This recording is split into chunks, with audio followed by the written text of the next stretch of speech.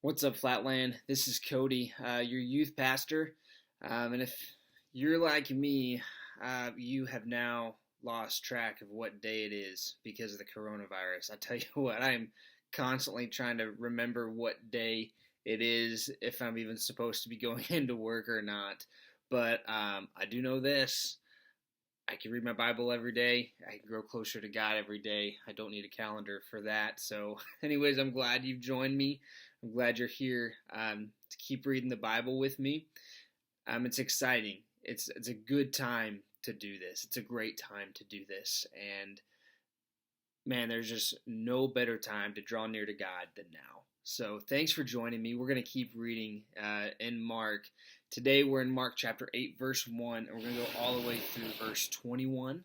So join me, and we're just going to start reading here.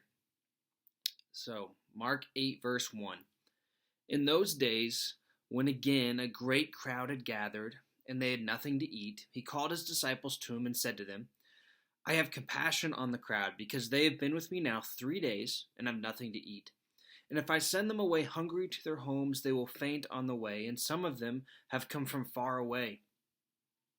And his disciples answered him, How can one feed these people with bread here in this desolate place? And he asked them, How many loaves do you have? They said, 7. And he directed the crowd to sit down on the ground, and he took the 7 loaves, and having given thanks, he broke them and gave them to his disciples to set before the people. And they set them before the crowd. And they had a few small fish, and having blessed them, he said that these also should be set before them. And they ate and were satisfied. And they took up broken pieces left over, 7 baskets full, and there were about 4,000 people. And he sent them away, and immediately he got into the boat with his disciples and went to the district of Dalmanutha. The Pharisees came and began to argue with him, seeking from him a sign from heaven to test him. And he sighed deeply in his spirit and said, Why does this generation seek a sign? Truly I say to you, no sign will be given to this generation. And he left them, got into the boat again, and went to the other side. Now they had forgotten to bring bread, and they had only 1 loaf with them in the boat, and he cautioned them, saying, Watch out, beware of the leaven of the Pharisees and the leaven of Herod.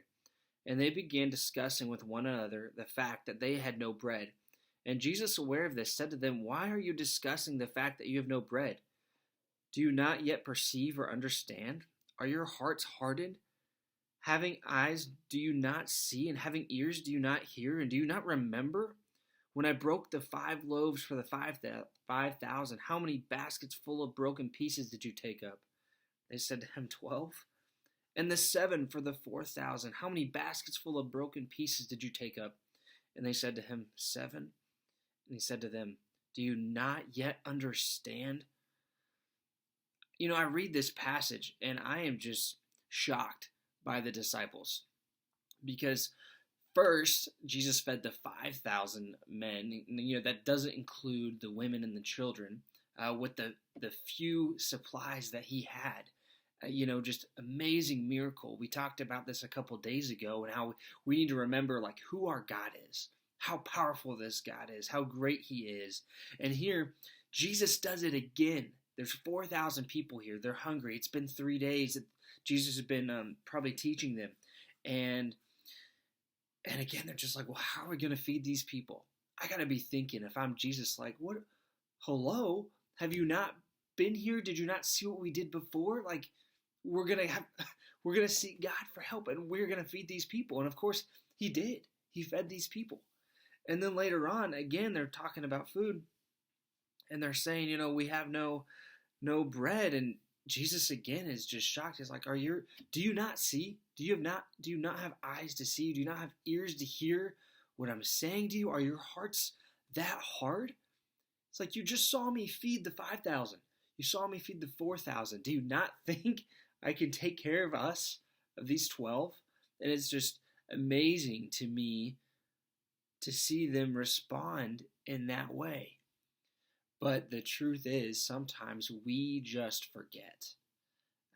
Even if we're having this strong relationship with God and we're seeking after him, it's easy to get caught up in the world and forget what God has what God is doing for us and what God has done for us.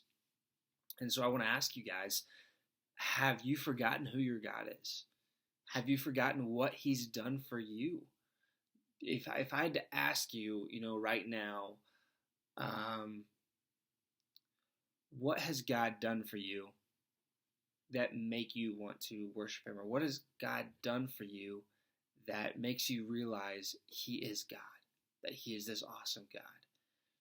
And if you're not able to answer that, we probably should really spend some deeper time thinking about what God has done in our lives. So today, that's my challenge. I just want you to take a few minutes to write down what God has done in your life, how He has shown Himself to you, how He has supplied for you, how He's been there for you. And if you're having a hard time thinking of those things, I just want you to pray to God and ask Him to remind you of what He has done. We don't want to forget what He has done.